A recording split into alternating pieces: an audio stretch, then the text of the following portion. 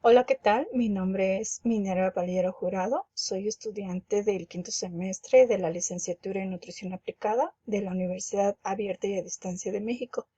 El motivo de realizar esta plática es para dar información al personal del Servicio de Alimentos acerca de la importancia de la contaminación cruzada en los alimentos. Antes que nada, mencionaré los tipos de contaminación que existen. Existe la contaminación primaria o de origen, ocurre en el proceso mismo de la producción primaria de los alimentos, por ejemplo, cosecha, faena, ordeñe, pesca. Un típico ejemplo es cuando el huevo se contamina por las heces de la gallina. Contaminación directa. Los contaminantes llegan al alimento por medio de la persona que los manipula. Este tipo de contaminación posiblemente es la forma más simple y común de contaminación de los alimentos. Un típico ejemplo es cuando estornudamos sobre la comida. Contaminación cruzada. Este tipo de contaminación se entiende como el paso de cualquier contaminante, ya sea bacteria, producto químico o elemento físico, desde un alimento o materia prima contaminados a un alimento que no lo está, a superficies en contactos con este que se encuentran limpias como mesas, equipos y utensilios. La contaminación cruzada se da cuando se traspasan microbios de forma indirecta de un alimento a otro o de un ambiente sucio a los alimentos. Nunca se debe de guardar en un mismo refrigerador productos crudos y productos cocidos. Las carnes deben mantenerse debidamente separadas según su especie: res, cerdo, ave o pescado.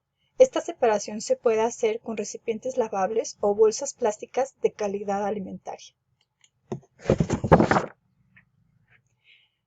Estos son otros ejemplos claros de contaminación cruzada, como lo vemos en la imagen, por ejemplo, cuando manipulamos alimentos crudos con alimentos vegetales y sin lavarnos las manos procedemos a hacer la manipulación y la elaboración del mismo.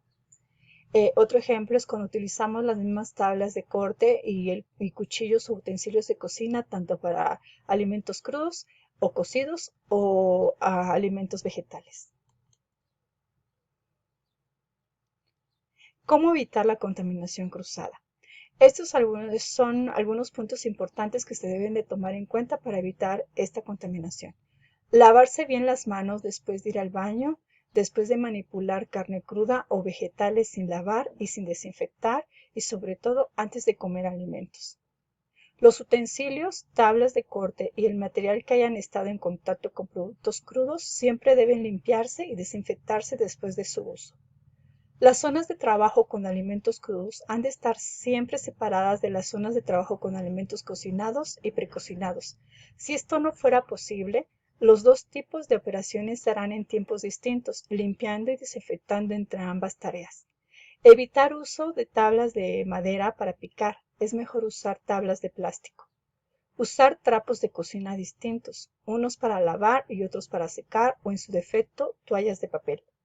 Lavar y secar todos los utensilios, trapos y superficies que entren en contacto con alimentos crudos, y aún más si van a estar en contacto con la comida ya preparada que vamos a comer. Cuando se guarde carne cruda o verduras sin lavar, siempre deben de ir en los cajones inferiores. Y los alimentos siempre se deben de guardar en bolsas con cierre.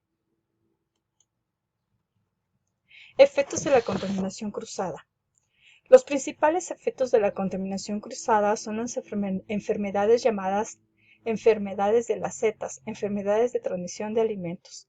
Las enfermedades de transmisión alimentaria son aquellas enfermedades de carácter infeccioso o tóxico causadas por agentes biológicos, químicos y físicos que penetran al organismo usando como vehículo un alimento. Existen las microbianas, que son causadas por bacterias que estaban en los alimentos contaminados. Dentro de esta categoría destacan Salmonella sp y Escherichia coli. Existen las parasitarias, estas provocadas por organismos protozoarios que ponen huevos en los alimentos mal cocidos y que después son ingeridas por las personas. Los huevos hacen sus funciones vitales y pueden provocar enfermedades como tenias o toxoplasmosis. Existen las virales, provocadas por virus que estaban dentro del alimento digerido. Dentro de esta categoría encontramos enfermedades como el norovirus y la hepatitis A. Las intoxicaciones alimentarias, estas provocadas por la presencia de elementos químicos en el alimento digerido, se producen principalmente por el exceso de agroquímicos en el suelo. Y por último, pero no menos importantes, son las toxinfecciones provocadas por toxinas segregadas por un organismo patógeno durante el desarrollo en el organismo del consumidor. Por ejemplo, muchos cereales, arroces y nueces tienen bacterias como Clostridium y Staphylococcus aureus que provocan este tipo de enfermedad. Por su atención, muchas gracias.